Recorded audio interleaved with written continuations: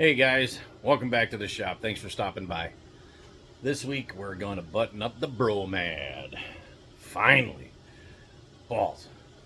It's been weeks and weeks and weeks and weeks. Maybe even a couple months. It's taken way longer than expected, working on it here, working on it there, and just, getting done what we can get done. I've said it a million times before, and we'll say it again. I'm like you guys in your own garages. We just don't tear them apart and get them done in a day or two. Just don't. You dig into this stuff and you find things and you change your mind and you bump things forward and you buy other stuff and you're constantly changing directions and adding things and every time you do you got to order parts and then you got to wait on parts. So it took a long time, but you've seen the first half of the video. If you haven't, go ahead and check my channel. The first half of the video is on there. Just stuff we've run into, stuff that happens when you're hot rodding. And this is the second half of the video. We'll button it up, go for a test drive, and yeah, that will end the engine compartment upgrade. So come along for the ride. Thanks for stopping by. All right, guys, let's get after it.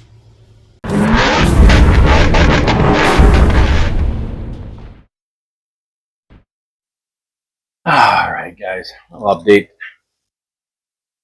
I told you this before. I'm just baffled how dry this is. And there is no little bit of oil pooled in the corners. You can see a little stain where there has been.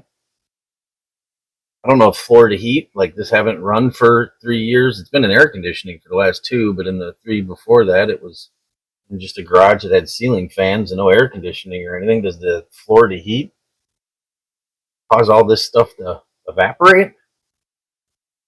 Pulled the valve cover off of that. That hasn't ran. I haven't ran that in over 7 years. That was in an unheated area for 8 years. And now it's been in air conditioning for 2 years. All the rockers still had oil. I'm sitting on top of them. Cooled up in these areas. I just, my dad drove this and last drove it in 2018. So it sat in his garage for 3 years. It's been here for 2. I'm concerned. The valley in here, you saw in the videos of me cleaning it. I'm just kind of going back. We got this all on now. Just thinking to myself, I was fine with Dad, but maybe I just better be a little proactive. So, got that. Found that in the toolbox. I'm going to pull that out and prime this guy. See if we can get some oil up through those rockers. I'm just hate to throw this all together and have it have an issue. We're doing all this new stuff to be reliable and safe. So don't know if something happened from it sitting, if an oil pump went out. Maybe the last time Dad drove it, it wasn't getting oil. I don't know. Wouldn't think that'd be the case. Do not know. So that's what we're doing today, guys. Pull that distributor out. See if we can prime some oil up to the top there. A few moments later. No, guys, that ain't good. Now I can't get any oil to the top. I can hear it running around in there. Turn around and let you see what I'm doing. I hear things moving. I hear oil moving, but nothing is coming up. It's like 1,200 RPMs or whatever, 2,000 RPMs these things run at. Drills. I've done slow, I've done fast, and nothing is even creeping up. Nothing even creeping up on this side. I mean, it's awful big incident if all of the push rods are clogged. I mean, my dad didn't drive this much since he got to Florida. Lucky if he drove it 10 miles a year.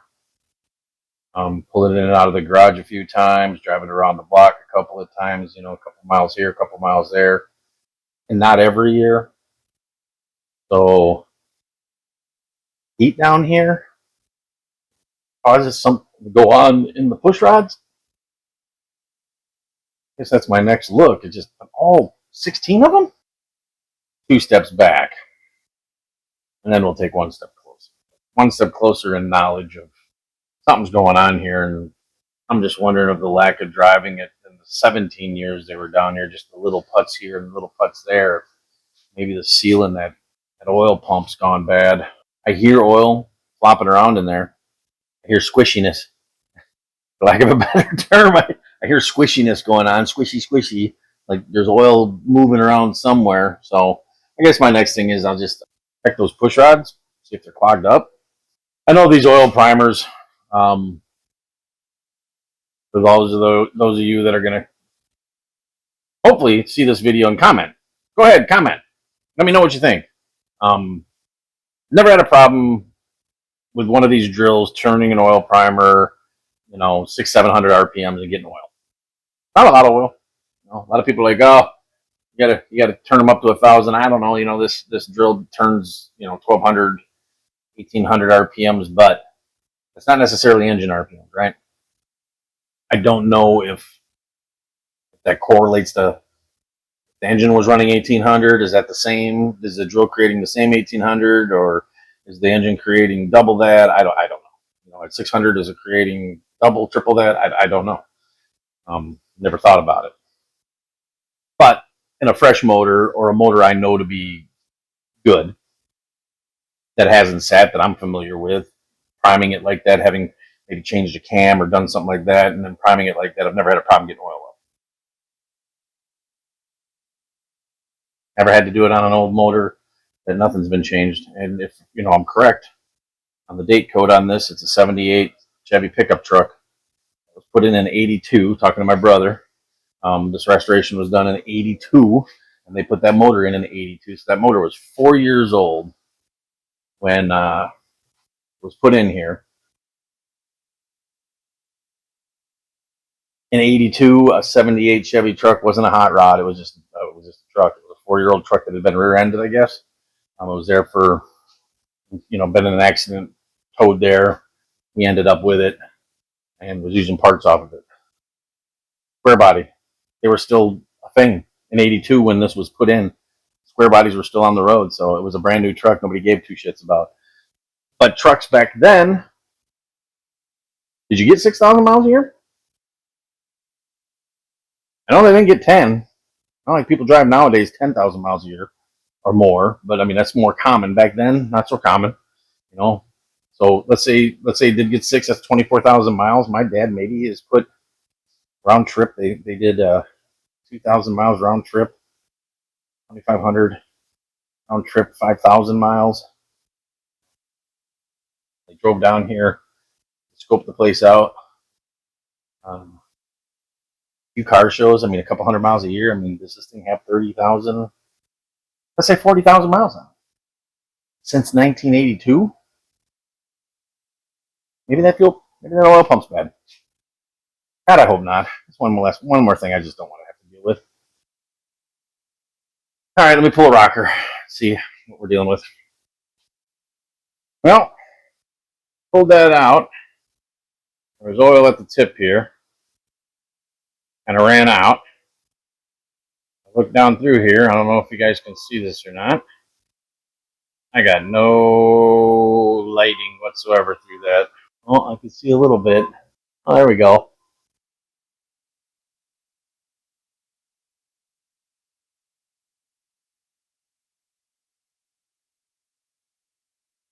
There's oil in there. I'm gonna stick my bore scope down there.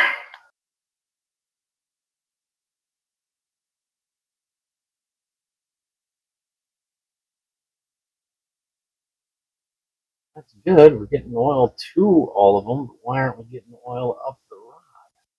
Can do this two-handed.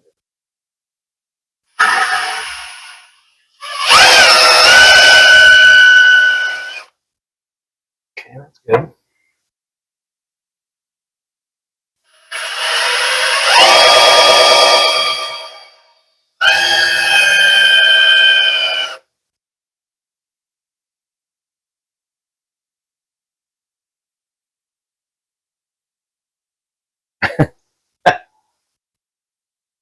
Not enough pressure.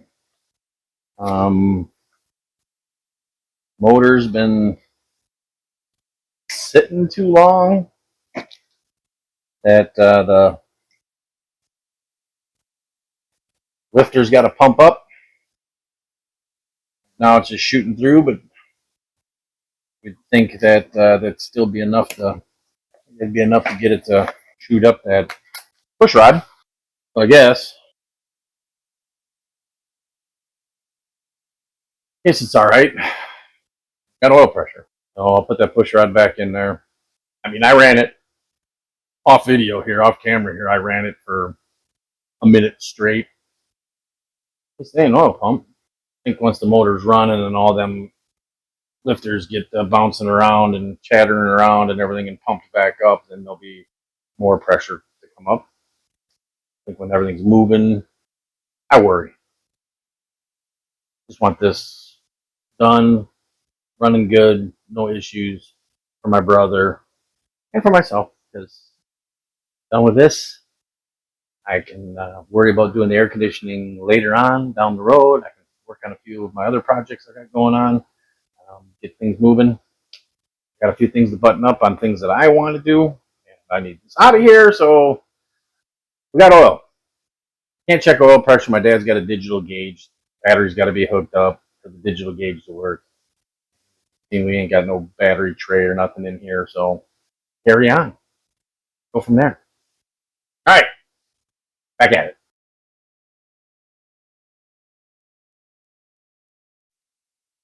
All right, guys. Little heads up, making some hose here. Nice PTFE high pressure lines. Making with these. Just put a little tape around.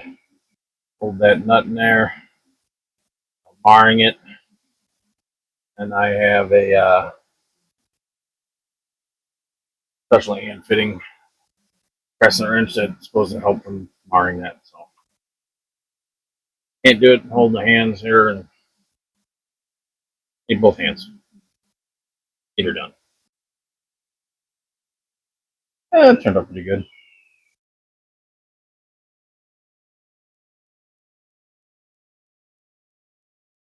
Yeah, let's go down with power steering. We had a hose made for that, shortened so we can run these. So we have that line there, which we couldn't get a line made. So the best thing was to get a 90 of these same fittings right off the power steering pump. And we couldn't get the fitting that went into the rack. Nobody carries it. So I couldn't get a hose made for the whole length to come up here to that size. So I had our factory, the hose that we had that has the proper end, I had it shortened and put a -6 on it, which you see there. The silver is the dash. This is a -6 crimped on fitting. And then that hose that I just made will screw onto that. And sit about here. Come straight up to here. So I'm going to screw that in right now so I can measure. Get to here. Not going to be very much. A 90 to a 45. We're going to leave a little slack in it, just for movement reasons. And it should be pretty good. What you do see is the black that my brother's going for. Blacked out. With a little bit of chrome. So it's getting there. One little bit at a time. One piece at a time. Doesn't seem like much, but I got the power brake booster line on there. I might shorten it. I got a little long, but there's only one place to go on these classic Chevys because you have this. And I'm going to pick that up here. You can only go underneath the rod. Wanted to go around the coil and come back, so that was kind of hidden back here more instead of being up here. And best we can do. And I've got some braided line that I think I'm going to try to cover that with. Make it look good. I also got the vacuum for the wipers, and off that T, the vacuum advance line hooked up. That's run pretty decent, so slowly coming together, guys. I got to fish out the thing. So I got this nice fitting for the carburetor for these same braided lines. I can either run this here, and the line will go from the end here, the carb, which I kind of like. I'm just worried about, not sure what we're putting there yet. Probably just going to be a plug is what I'm thinking. I don't think the temp sender is going there. I think we're going to put the temp sender here for the fans, turn the fans on and off. So I'm thinking this will actually look pretty good, but then I need to put a 90 on this end, which is fine. I'm waiting on a different 90 for that, because this sticks out way too far when you put a 90 hooked up to that fitting. So I got one that comes right off and up. Otherwise, turn it around this way. We got that plugged. I can kind of sit like that. Obviously, I'll put it in the air because I don't want it bumping off anything and rattling. Run it like that. Short hose from the end of it. Carb. And then hose from here, we can angle that down. I can go down between. Come out, drop down, and then right into that elbow that's coming. But I am not going to make those until my brother gets here, because that is going to be his opinion. I like it either way, but we'll wait and see what the broski says. It is the bromad. It does have the final say. We are getting closer, guys. A few moments later. There it is. Out of the way of everything. Comes down, clears, gets onto that line there, which comes over and there, and then the other one's just a return. Oh, then on this side, the upper side, the pump, there, that line, nothing touching, stay out of the way, and from up here, it's just nice and simple.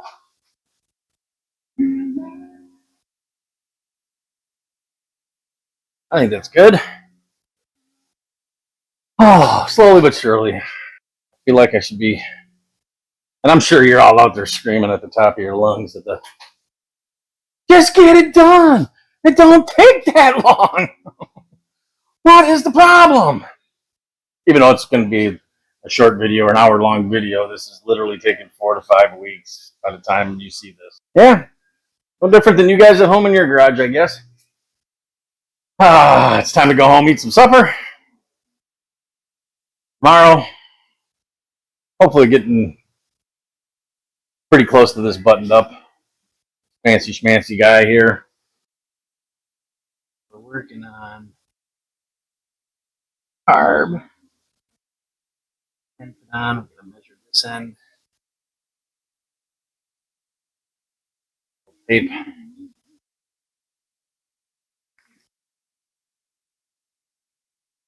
Little tape. Mark our area that we need.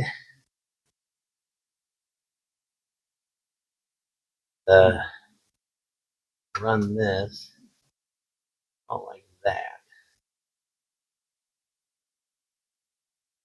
Cut it up there. That end on.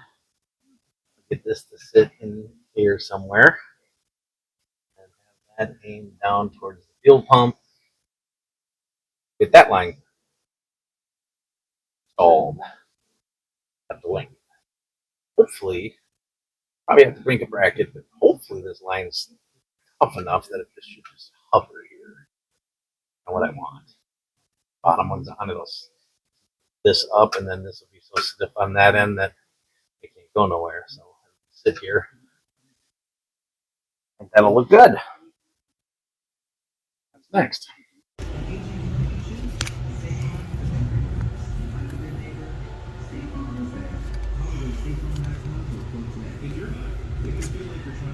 Yeah.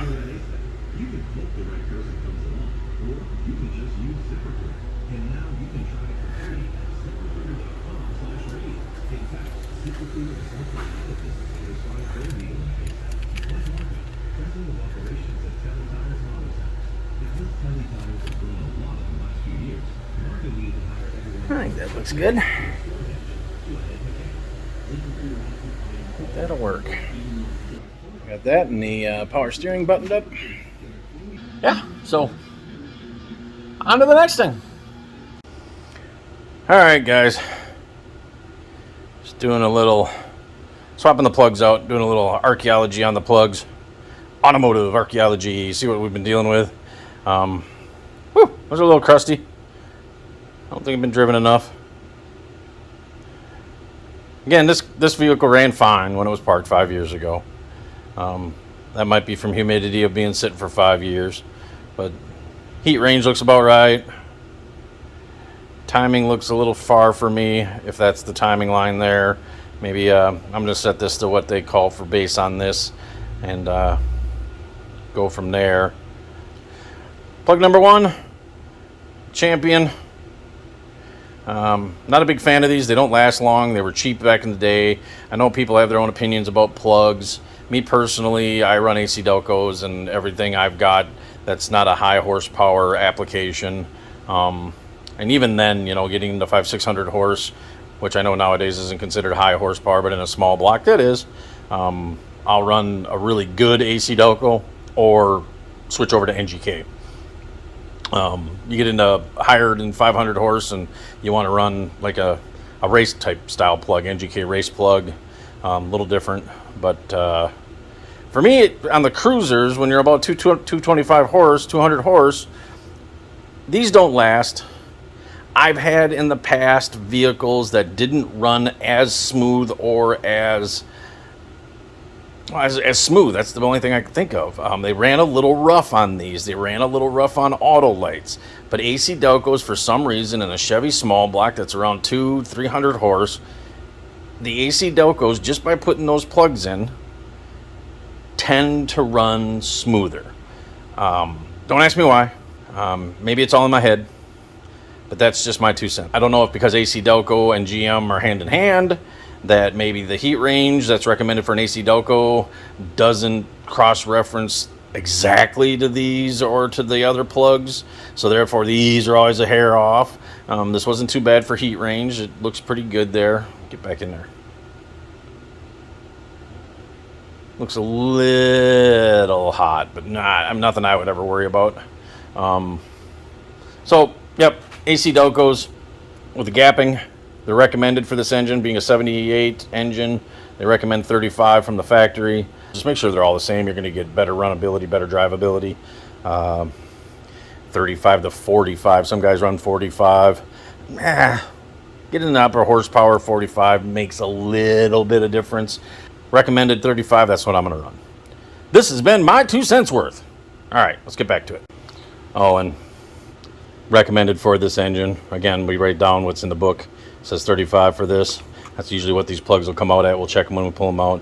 But R44T, this is resisted. Better for your radio and whatnot. Not sure what the T stands for. I don't remember. But all small blocks, anywhere from 43 to 45 T is pretty much normal. The Nova up here ran a 43T. So that's what we're going to run. Well, this is what I was talking about, cross-referencing. I did look this up. Not sure how my dad looked up plugs when he did them. But I looked up this motor. It's a 78 350 from a C10. A 78 C10 350 factory 4-barrel car. The 4-barrel truck. And this is the exact replacement for that. But this is what I'm talking about. If this was cross-referenced to this plug, look at the difference. Okay? Size of the plug's the same. This collar's a little different. Okay? I'm no plug expert, but if you put the nut side by side, the nut's down lower. Don't know if that has anything to do with how the plug works or whatnot. So hopefully these will install no problem. Hopefully my dad didn't switch to these because they went in easier or came out easier or whatever. But everything else is the same. All right, there's number 2. Yeah, they are crusty, but they're clean. That one, the heat range is on the cold side, isn't it?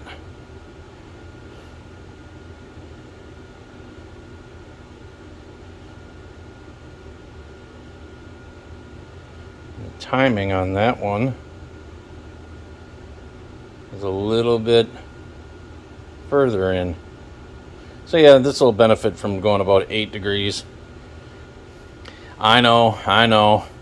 Small block Chevy, bone stock. Put her at 12. I hear you. Yeah, that used to be what I'd always do. Stick him at 12. But most of the stuff I had, always had like an RPM cam in it. Performer cam, something like that. 300, 325 horse, 350 horse.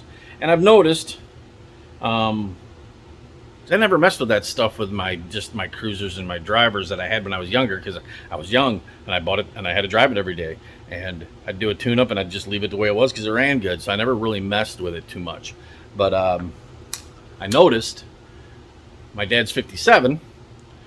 That is actually a 327 out of a 68 Corvette, I think.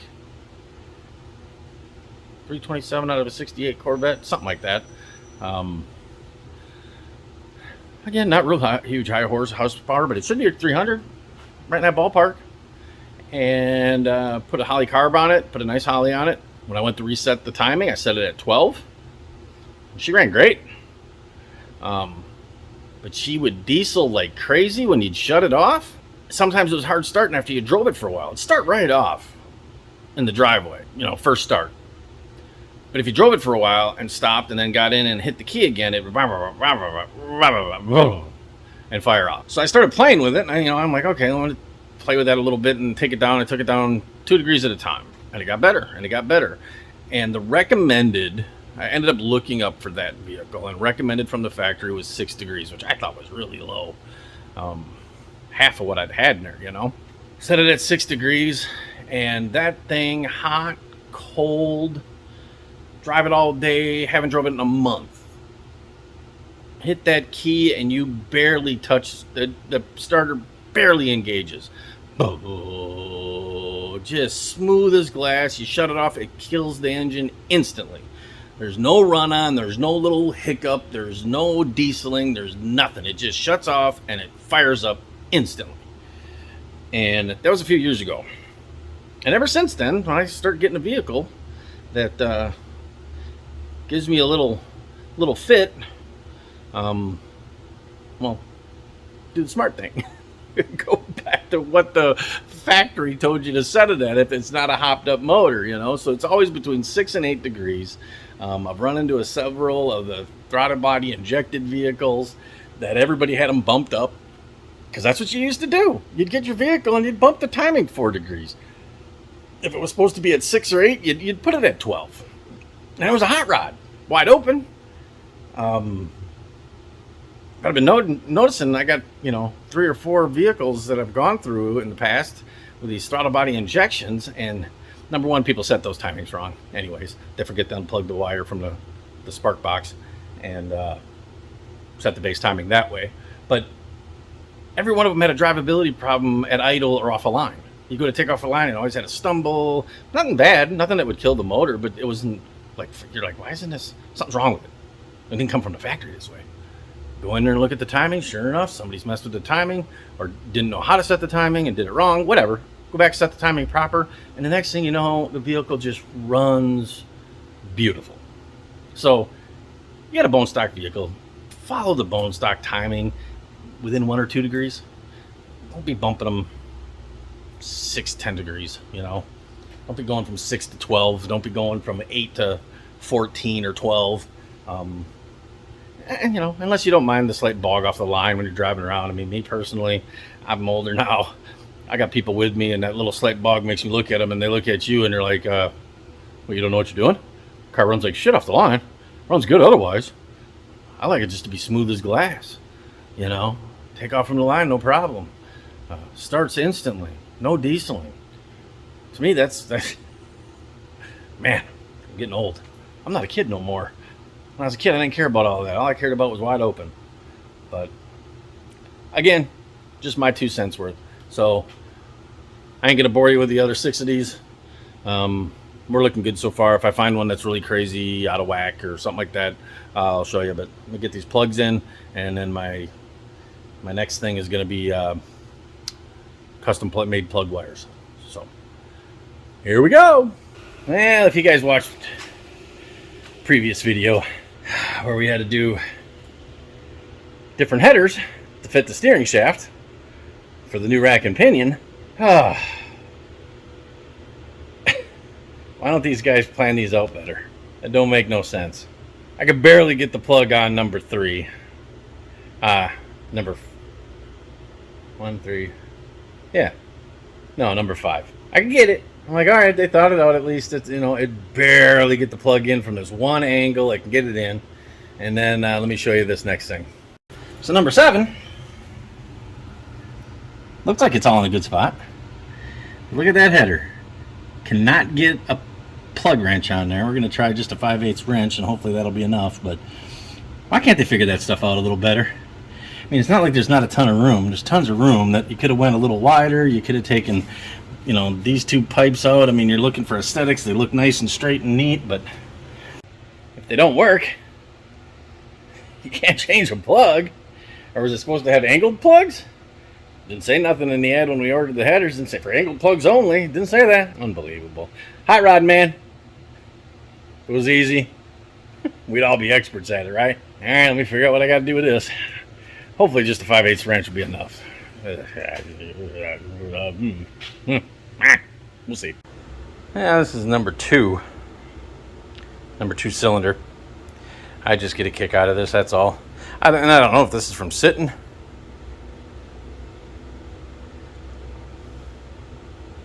But look at that line of corrosion down that side. Like buildup. Yep, I could break it off with my finger.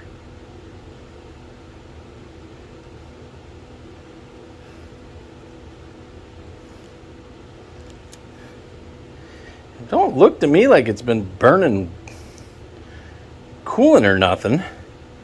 I bet that's just from short bursts of starting it, running it, moving it out of the garage, shutting it off. You get a little moisture and condensation build up, and over the years, and then it sits for another year after you drove it around the block once.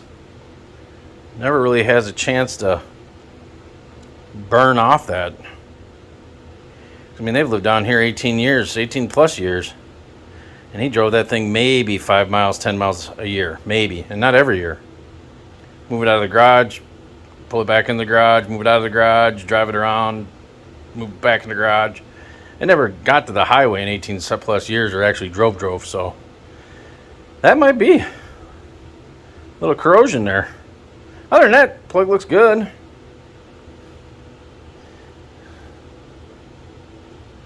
That one's really crusty.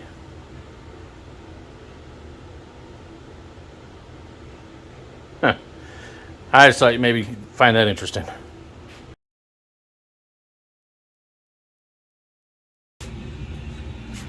Alright, so we got a little problem here. Especially me trying to hold the camera.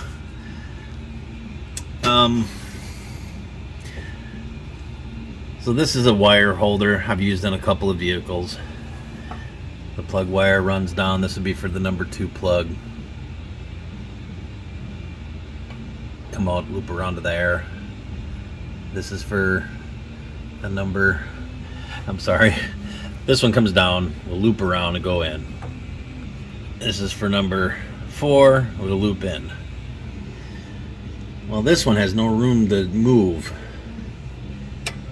so I'm thinking I'm going to cut it back. That way the wire will be able to come out and drop down about here and go to the plug, which you can see right there. And this one's fine, it just kind of goes in there and then drops down. Got plenty of room. My problem I kind of have with this is aluminum.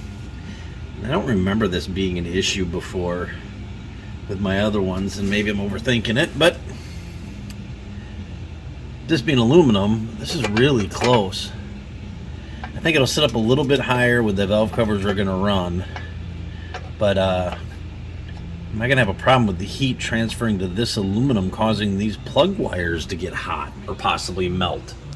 I've ran the open versions of these, and I've ran on my Chevy truck, I've got these, and I don't have a problem. but I don't remember it being that close. I'm gonna have to go look and see. I don't want to run into a problem with the plug wires melting or arcing out because of the heat. So let me go look at my other vehicle, see what we're working with. Now this is the Bettina truck, shop truck. And you can see those headers sit a lot lower. I mean, I've got tons of room. That one's a little close, but I see these wires are running a little close on the other side especially. Yeah, that's why I don't have a problem, because there's a lot more room. So those headers are an issue. Great. More fun. Alright, we're a little further. Got the wires in the way I like them. Boy, they disappear on this video. So we got these holders, you can see, I showed you earlier, attached to the valve cover. A nice holders. And then we got the black wires that go down to the plugs. See, this one kind of loops out and around. I always do this on the front one. I've seen guys tuck them back and underneath, and you just get too close to the header. So I loop them around and give them an even space around that header so that they stay cool. The one in the middle, you try to split the difference between the two headers and then give it a kind of a loop. Again, so it just looks symmetrical. These were a little different because this back one, I showed you I cut the, yeah, you can't see back there.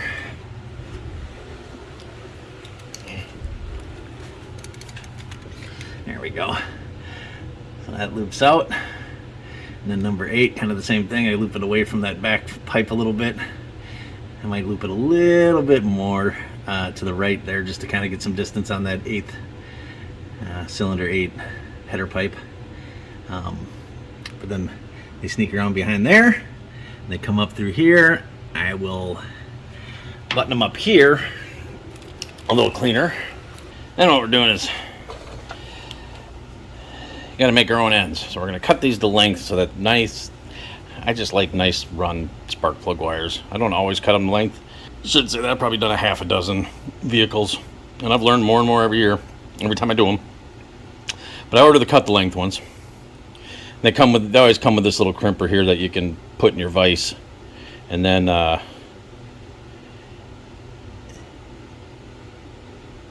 you put this in here. You know, you mark your mark, you put it in here, you put a blade up against this and just kind of turn this. And if you lay the blade across here, it won't cut through the center. So you just kind of lay a safety razor, push it in, and then just kind of twist, and it'll cut all the way around, and then you can pull that off. And this is about as much stick out as you want. And you fold this back. Well, let me back up a little bit. You're gonna have your boot on, so that this will be sticking out the boot. And then you gotta crimp this on. And you can see in the tool it's got a crimper, and you do it in a vise. I've done this a few times, and I bought the jaws for my ratcheting deal. And you can see this one here cuts the sheathing off but leaves the center. You can see there's a cutout there in the middle, and it's sharp. And then it's got my clamping tool here, which folds this around and into, and they stick in here just like they do from the factory. But what you do is fold this back like that, and you leave just a little bump so there's no pressure on the casing. And you put that on the back side of this. So however you're going to crimp them, then you put this on just like that, crimp it, and then you've got your connection. So I'll line up each one of these wires in their most comfortable position, so they're just laying, and then I want that to be the direction because I don't want to have it be like this and then they twist the wire to fit onto the cap, because then you create buckles and everything in this, and they sit funny. So I want it to sit relaxed all the way over to the cap. I'm going to mark it. I'm going to mark a line, which is my top, and then I will cut this, bend this over to that line, which will be my direct back, put this on like that, and that'll be it'll be relaxed and comfortable all the way down to the plug.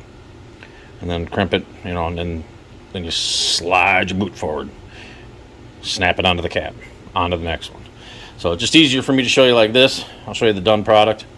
It's kind of fun. It's kind of a pain at the same time, because you're leaning over the firewall and trying to crimp it over the engine. Me getting old in my back kind of gets to be a pain. The last two that I've done, I did them on the engine stand and had all the wires run all the way to the cap, done on the engine step, then pull the cap, pull the wires and tuck them, because I don't like putting an engine in with a distributor cap on. I don't know how many of those I've broken in my life. And oh yeah, creaky voice. No, and easier like that. But if you're doing it in the engine compartment, it's just a little more work, but it ain't hard. But I highly recommend, if you're going to do this, that you just get the jaws. I ordered these, I don't know, years ago. As you can see, I mean, I've used them a few times. You can see your, find your line, crimp it down. Pretty easy. These are cheap. I know at one time, MSD, when you bought the really good wires, instead of sending you this, and maybe they changed because not everybody's got the ratcheting deal, I don't know. They started sending you this, and you can see this is for like 8 millimeter and 7 millimeter. So everybody could have them. You get one in every kit. It comes with the wires, and that's fine if you're in a bind. If you ain't got a ratcheting. But they used to send these, because I got my first set. I got came with the first set of wires I did. I'm like, oh, that's cool. I was wondering how I was going to make them, And back then there was no internet. Dating myself. There was no internet, so you just, read Hot Rod magazine and, oh, that guy's got a special tool. How do I do it without the tool, And then they sent these, and I was like, sweet. I got a pair of these ratcheting wire crimpers. Fit right in there. It's perfect. I lost those and ended up buying another set later on. I'm rambling on. So, if you want to make your own wires, it's the easiest way to do it. It's not that hard. It's not that complicated. Again, the biggest thing is, and they say it in the instructions, there's no mystery here. It's no secret, no nothing. But you don't want this tight and tight. I guess because when you crimp it, contraction and movement and whatever, they can break in here. So when you crimp these over, you want to leave just a little bit of a loop that allows that to move and flex and whatever. And that way when you snap it down, and this one's too short. It's got to be cut longer. But this is just how they come out of the box, because they know you're going to cut them. So that is Make Your Own Damn Wires 101. Do not quote me. This is how I do it. I am not an expert. I just play one on YouTube. So there you got it. I'll snip this off. You can see it's a nice crimp, grabbing good. And you can see it's going to lay normal right on there. It's the number 2. So it's just going to lay nice and doop, without twisting or moving it. And I just have to slide the boot up. That's all there is to it, guys. Again, I am not an expert. I am not a professional. That is just how I do it. Just passing along that information. If you're like me and you hate how plug wires always fit, they never fit quite right. You always got some sloppy mess laying on across your valve covers, and some are longer than others, and you're trying to use different holders and whatnot. Make your own.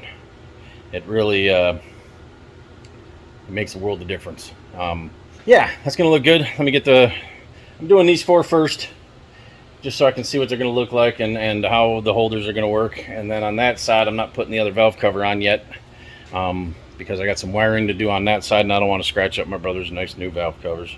All right, guys. Wires are in. And back there, they're tucked behind the valve cover, nice and loose. They come up over here. I tried to run these three all kind of run together to keep them kind of nice. And I leave a little bit of looseness in these so that you can, set timing and whatnot and not worry about them being tight. That number 8 is always a pain because it's right in the front, but yet it comes off the top, so it crosses over. But it's got plenty of room. All these got plenty of room. And they're not laying all over the place. Just a nice run up the back onto the cap. So we'll do the other 4 later. I'm gonna put those 2 wires together, start looming that stuff, and then doing the voltage regulator delete.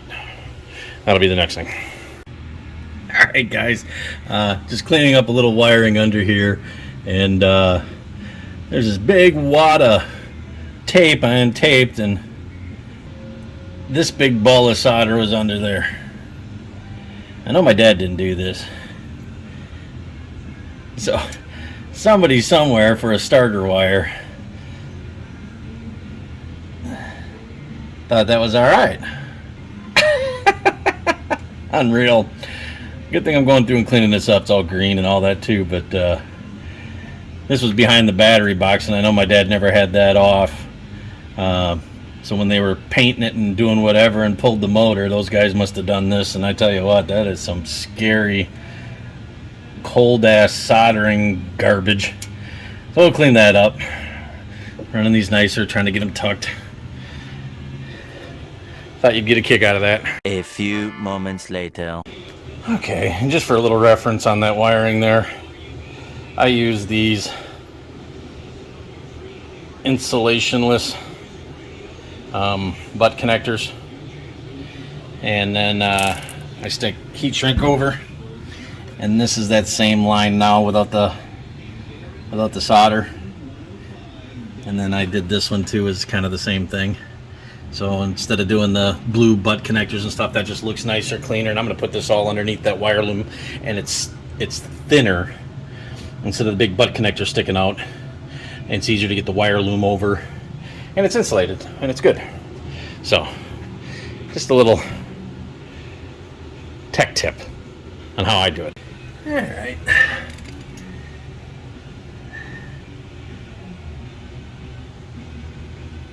That looks a lot better. Cleaned it all up, tucked it all in, used the factory holders, and then I got to get down there by the starter and run it and then tape it off so that it's good, but it's all good. It's all good. Yes, and that line is the temp sender, and I've got a way to run that, and it'll mount basically underneath the wire holder, up and out of the way.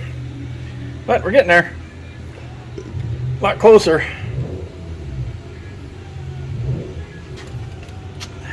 Put that factory all in a nice loom.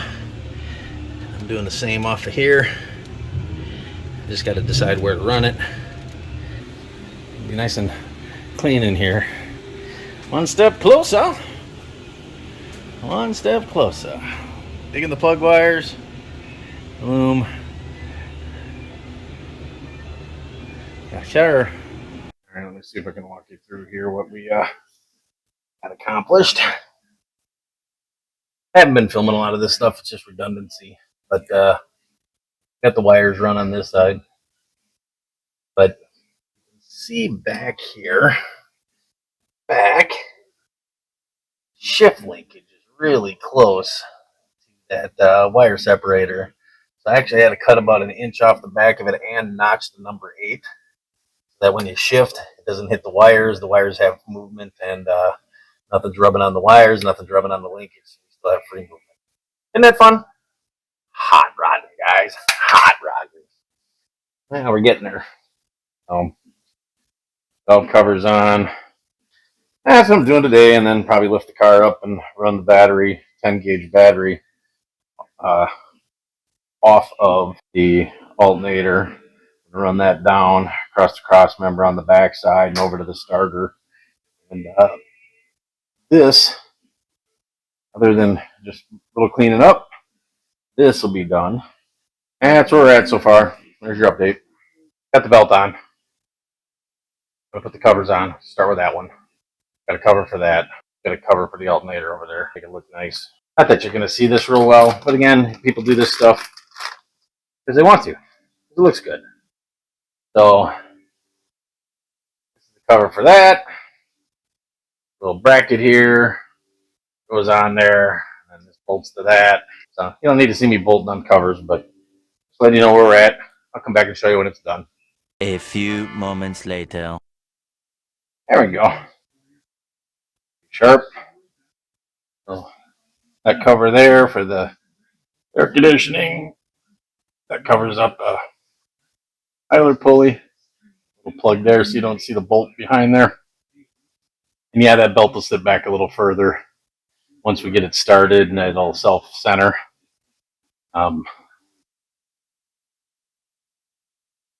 Pretty good, but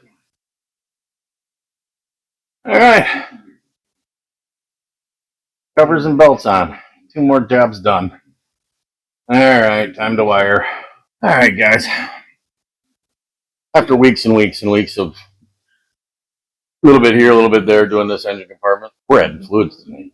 By we, I mean Broseph, who is the surname for the Nomad, is he's gonna help work on this by adding the fluids himself. I apologize, guys. I'm a little punch drunk right now. Like 10 o'clock at night. Been dinking around with this for the last I don't know how many hours. And we started at 10 this morning and been running errands in between, picking up parts and doing stuff and you name it. So the plan is tomorrow to start this thing. Maybe even tonight. Might start it tonight. Tomorrow's to start it and drive it over to his shop, which is just on the other side of the parking lot. Let me turn you around and show you where we're at. She ain't completely cleaned up, but she's kind of dialed in. Still got a battery to put in and a battery post, but you don't need to see me doing that. But show you where we're at. Oh, adapters to move the radiator from the V8 position, which is right here. On this side, where it's at now, is the V6 position. Because as you can see with the fan here, there's no room for the radiator on that side. There's no room for the regular fan because this accessory drive sticks out further. So no shroud. I mean, it's got a shroud built in. Nice setup.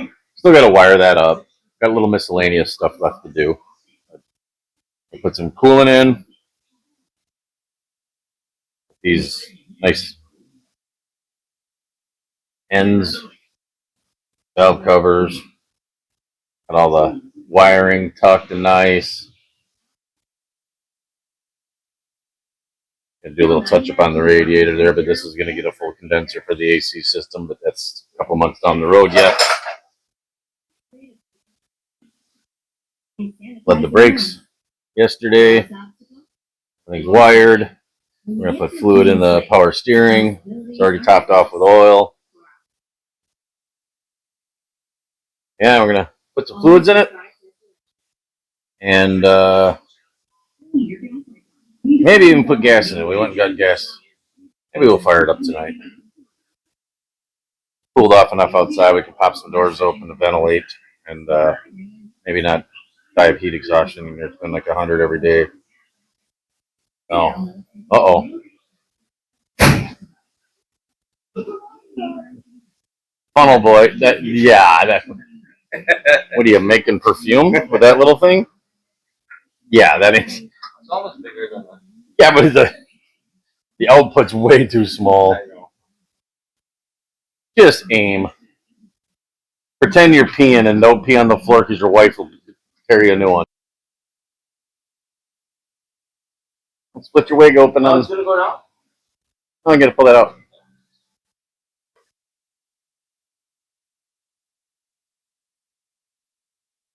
Look at him actually working on his own car.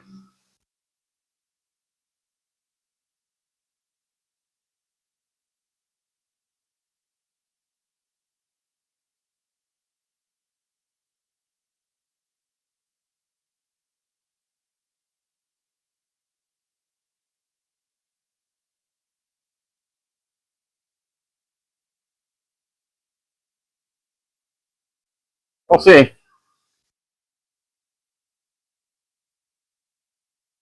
More than likely. I was always told like a gallon and like 3/4 is enough.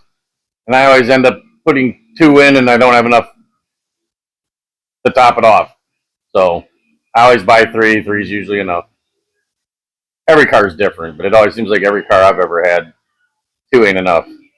I'm just enjoying watching him work on his own shit. The next day. Well, there we go, guys. She's up and running. Initial start. I'll wait for the thermostat to kick in here and burp itself, and we'll go from there. But I haven't touched nothing other than a little bit of the idle, and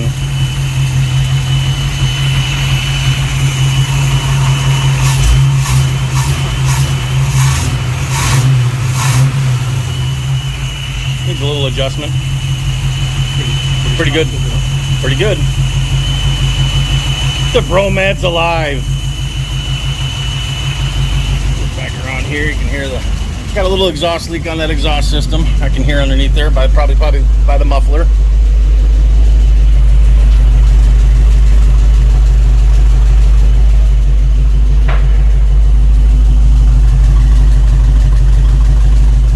Sounding better as it warmed up. Oh, for sure. Kind of smoothing out. There's Bromad.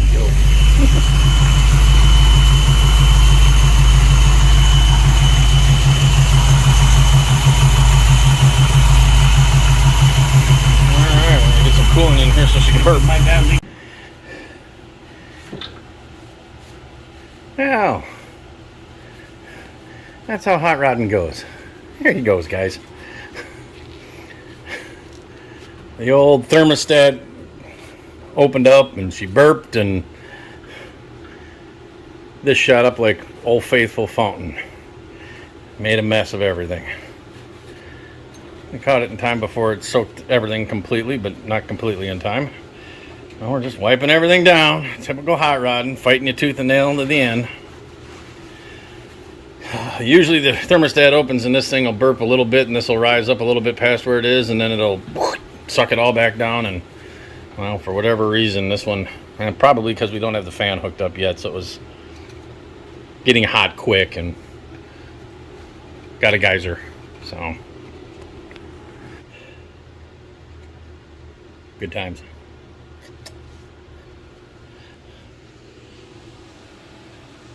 That guy right there is not as happy as he was 5 minutes ago.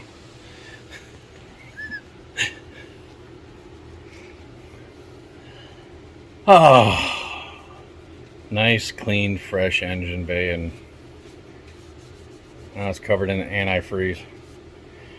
Well, we'll get to cleaning it, get it all cleaned back up here, and see where we're at on the coolant level situation, since we dumped about a gallon of it on the ground.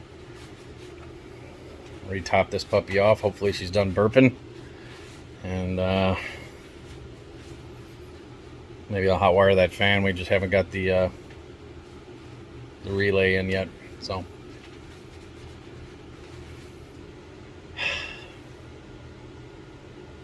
good times. Hey guys. So the Bromad saga continues. Hopefully we're buttoning up the last of the last here. This has been several videos over several weeks, couple of months. One, we ran out of energy, and it's one of those things that every little thing fought its tooth and nail. You know, we'd have to purchase something custom to make something else work, and then you'd get that in, and that would affect the next thing, which nobody told you about. So then you had to wait for parts, and you know, it'd be a week or two on parts, and then they'd come in, and you're just like, I just don't want to work on that thing. I've lost my energy. I love this car, I do, and I really want to see it on the road, and I am sick and tired of seeing it in my shop. It needs to go away. I see light at the end of the tunnel. Hopefully this is the last fight this vehicle's got in it. You saw just previously in this video, which was a couple weekends ago, we got it running. It's all good. Overheated. So I got to wire up electric fan, so I'm doing that today. I had to hook up the brakes. Bled the brakes with a vacuum bleeder, and I never got the brake push arm that goes from the pedal to the booster on. So I went under the dash to go ahead and put that on, and I've never run into this, guys. I've never run into this before. The eyelet that goes to the pedal, I mean, I couldn't put it on the booster and the pedal at the same time. And at first I'm like, okay, well, this is too long. So I measured it up, and it's an adjustable one. So you screw it onto the booster, and then it has basically like a cotter pin. I can't remember what they call them. It's like a kingpin that goes through a U-shaped piece that goes around your brake pedal, and then there's a slide pin that goes through with a cotter pin on the side. Cannot get that to line up.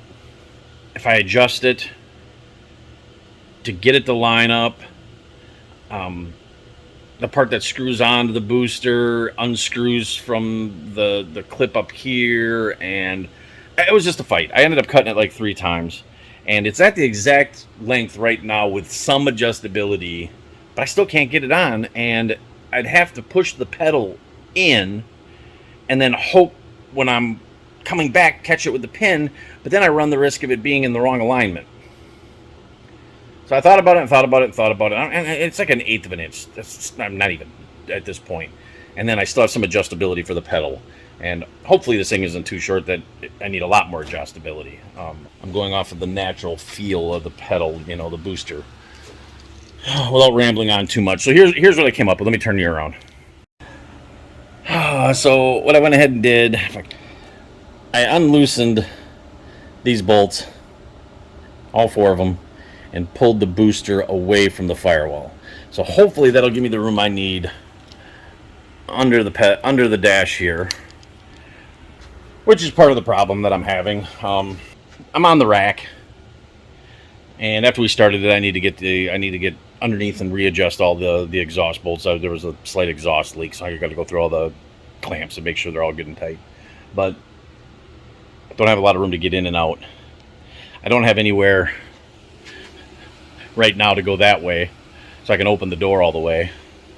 It's been raining every day, so I can't take that stuff out to make room to move around. It's just one thing, it's another. It's hot rodding, guys. I know I'm not the only one that runs into these problems. I know I don't have unique problems, but nonetheless, they're problems. And then with my shoulders, it's tight for me to get under the dash. I actually pulled the muscle in my neck, is why I took a week off. Trying to do that pedal, I couldn't hold my head up anymore, and it hurt to even move because getting old sucks, and being in that cramped corners underneath between the bench seat and underneath the dash, and then getting back out, I pulled something in here good times. So we're good today. It's been long enough, and it took me a while for that just to dawn on me. I mean, I've never had this problem. Usually you put in a booster and everything lines up with the pedal. Usually you have to push the pedal towards the firewall to line up the eyelet.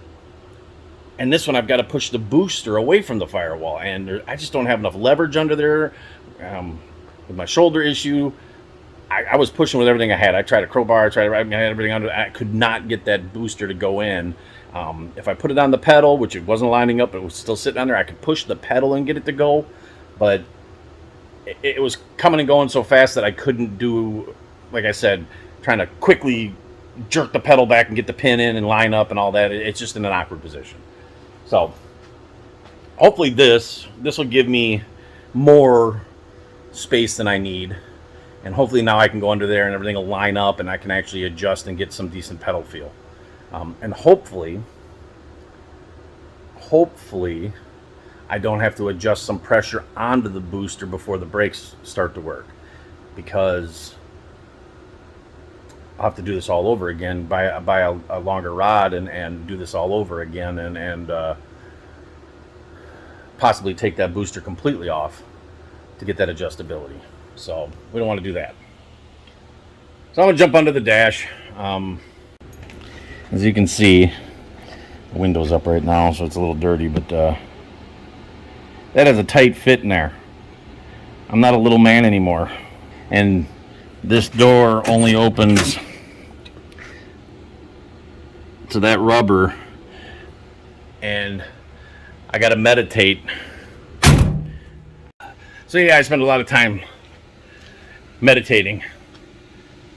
Think then, think then, think then, think then. So I can get in and out of there because it's a tight fit with the doors open to try to get in there.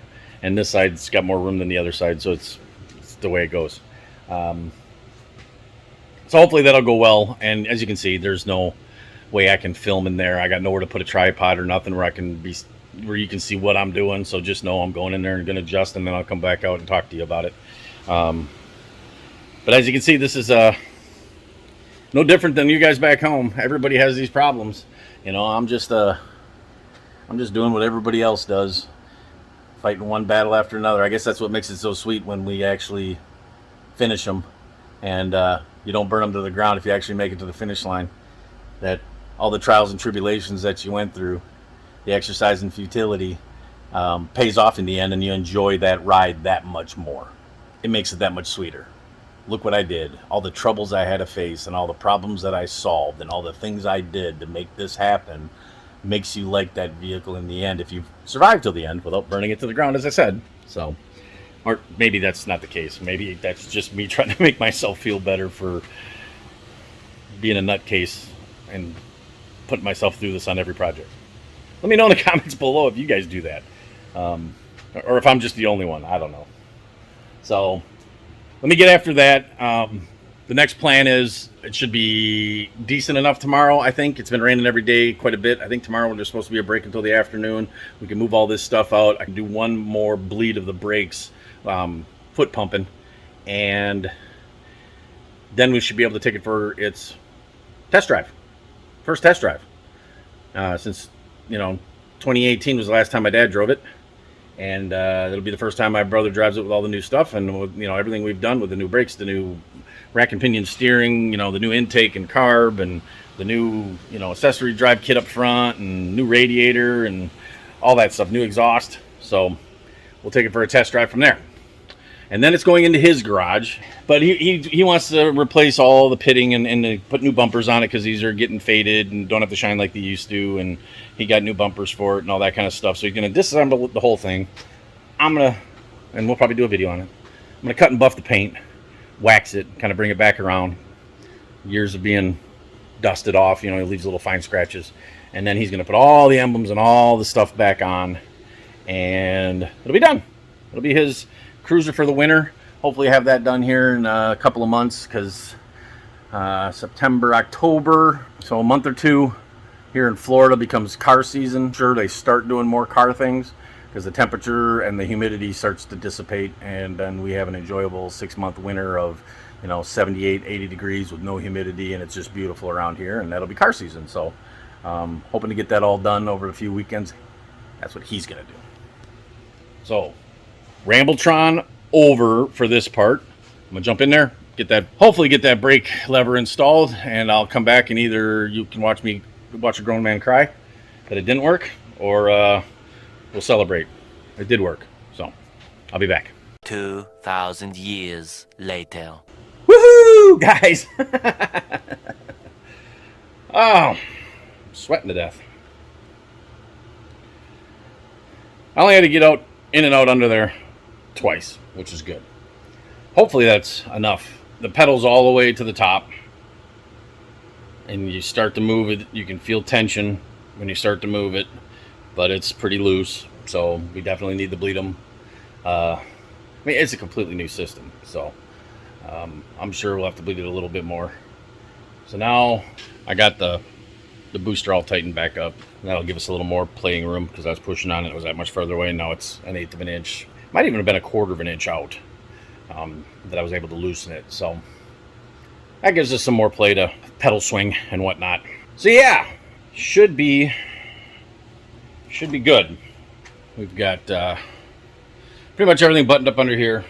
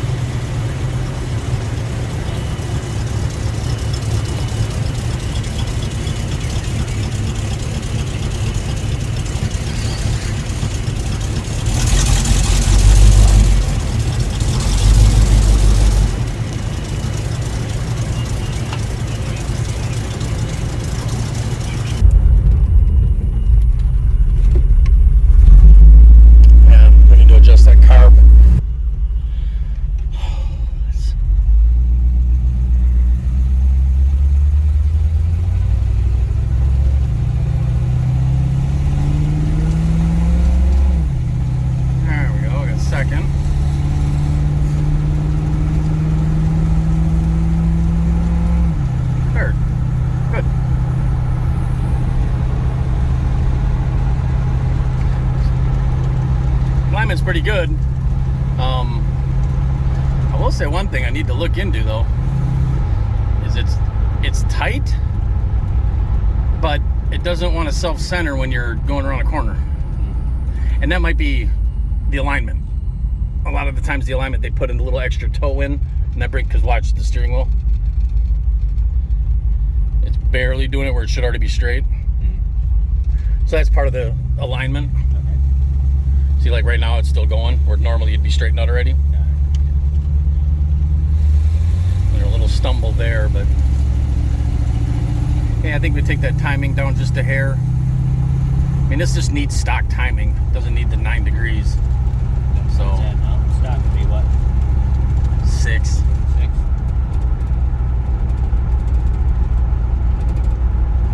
And in all actuality,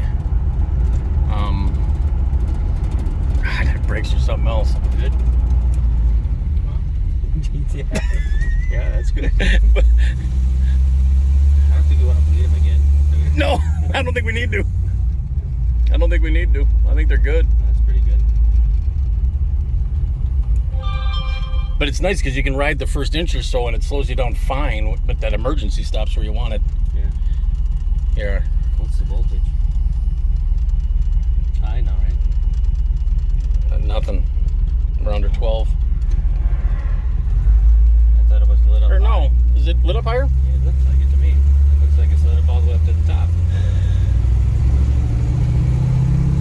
It's in the green there. Is that what the green? I can't. Is that what Yeah, it's you're just looking above at? red into the green, it looks like. 4 barrels are open.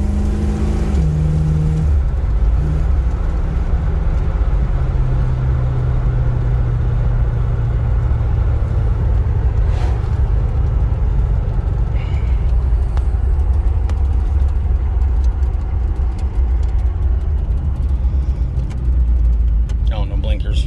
Don't have any of that hooked up yet, boy. Those will take some getting used to. The brakes are nice. But way better than what was in here. Yeah, it's good if you just kind of breathe on it. It just stops. Yeah. I'm gonna do a couple more hot stops though, because we got, like I said, got to stick these pads. So.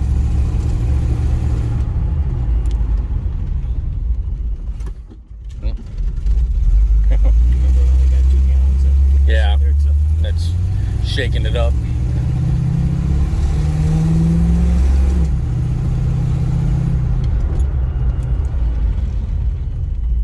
It doesn't skid at all. Oh, I'm not even mashing it. Yeah. They'd skid if I mashed it. Yeah. Don't mash it there. Well, let's get one skid out of it just to see. Get over these bumps.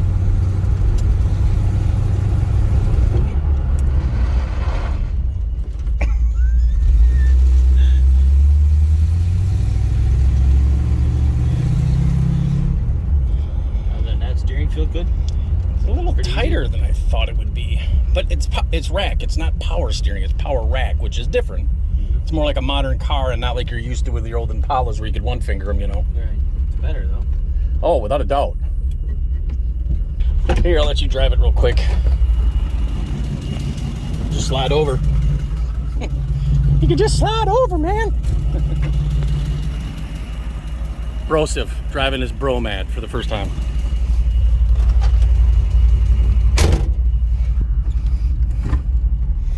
And you're gonna have to count that because that's just a hair off. That thing's just, those are never ideal. There's reverse. One more, you feel the click. That's neutral. There you go.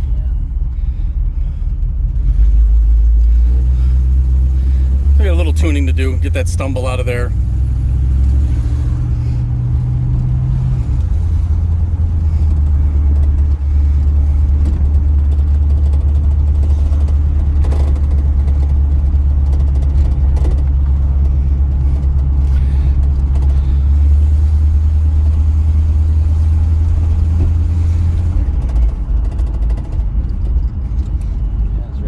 Yep. In a nice way, it's like soft there. Yeah, it's soft. But you go about a quarter of the way and it starts really grabbing good. Yeah, this is good. You don't have to touch it much. No, you can just ride it a little and drive it normal, riding it a little. All right. But you know that that emergency stopping is there if you need it.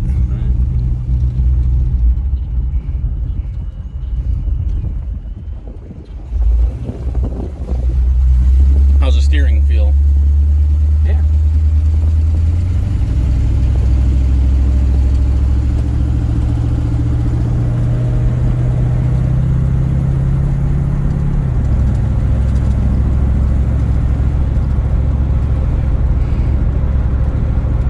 Turn-in radius seems pretty good too, you know.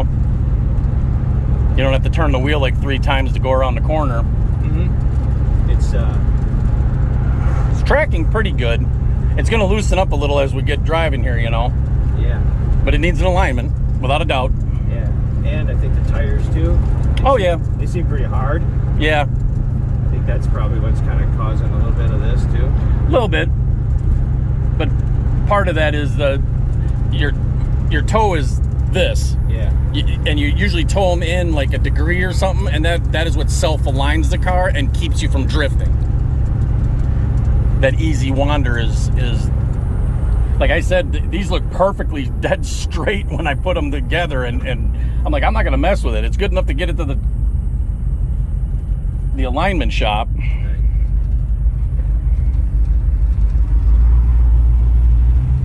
The steering's Effortless. what it is.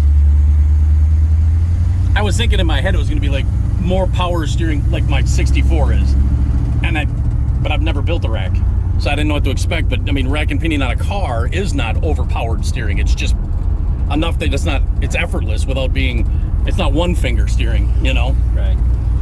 My 64, when I converted that, so it's one finger, but it's not rack and pinion.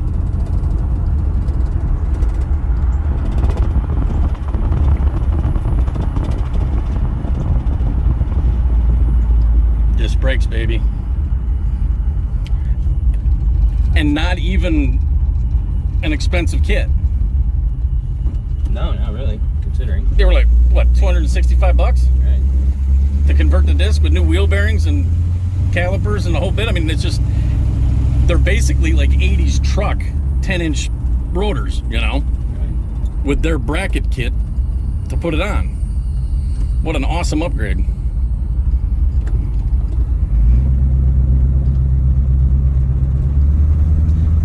Alright, let's get her back in, and I'll check the voltage and stuff like that on the battery. I did want to check that before we... Doesn't seem like it's dying due to voltage.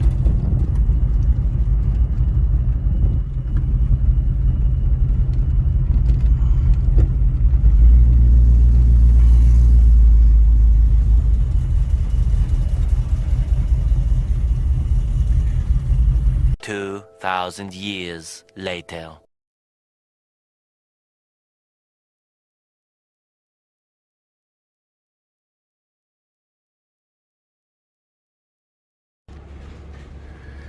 All right, guys. Last week it started raining. We don't have a tail liftgate on here, so we had to get it in real quick, and I didn't get a chance to videotape it doing it. And now it's over in my brother's man cave shop. He got her all wiped down and clean. She's looking good. So this is just our final video of what we had to do. Still got a few little things that button up and nothing to put on video. You know, we're gonna black sheet that and give her a good test run, get her good and heated up, and go through and check all hose clamps and all that kind of stuff. We already drove it the one time, so we'll drive it one more time and go through and make sure everything's good to go. And then she gets to an alignment shop and new tires, and she's gonna be driven for the winter. So, because down here in Florida, winter is car season, 78 degrees and no humidity. We look forward to it. So yeah, thanks for coming along for this ride. Watching me cuss and scream and holler and deal with all the stuff. But that's hot rodding. This is why. The end result, some final cleaning, get her all jiggy, and be good to go. You'll see it in a few car show videos. When we go to the car shows, I'm sure I'll do some videos of that. And but she's in here for right now. About another month or so, 6 weeks. Car show season will be here, and yeah, she'll be getting a workout like she hasn't had in 20 years. Well, that's it for this video, guys. Thanks for coming along for the ride. Please comment down below and let me know what you think. Did it do a good job? Did it turn all right? I mean, it's not some highfalutin jewel box of an engine compartment. It's definitely just a nice, cleaned up, tidy looking engine compartment you can be proud of at a car show. Pop your hood and it's respectable for a driver. I mean, my brother's planning on driving this quite a bit. To and from the shows, maybe even up to Bowling Green for the Nomad Nationals next year, the Trifive Nationals. Yeah, it's going to be a driver. It's going to get used. So let me know what you think in the comments. Did we do all right? What would you have done different? Like I always say, be nice. We're all in this hot rodding brotherhood together. There's no reason to be mean about it. But if you got an opinion, if you got constructive criticism, leave it down below. Let me know. But be nice. All right. That'll conclude this series of the Bro Mad, and it'll be seen in other videos when we go to car shows and whatnot here locally. My dad and I and my brother are all going to take our own cars this time around this summer or this winter car season, and we'll be posting up some videos of that. So come along for the ride. Again, thanks for stopping by. Appreciate you guys that are subscribers returning. And if you're new to the channel and you want to see more like this, please subscribe. Hit that notification bell so you're notified when more content like this comes along. And like it, comment. Help me grow this channel and bring you more content that you want to see. Got several projects in the works. As the funds become available, more stuff is going to be getting done, and we're going to be going from there. So again, thanks for stopping by, guys, and just remember, don't wait for your project to be perfect to enjoy it. Do a little something, get it on the road, enjoy it, figure out what your next step is, then do the next step, get it out on the road and enjoy it. Don't take 10 years trying to make every nut and bolt perfect to enjoy it. Enjoy the process. Until next time, guys, thanks a lot.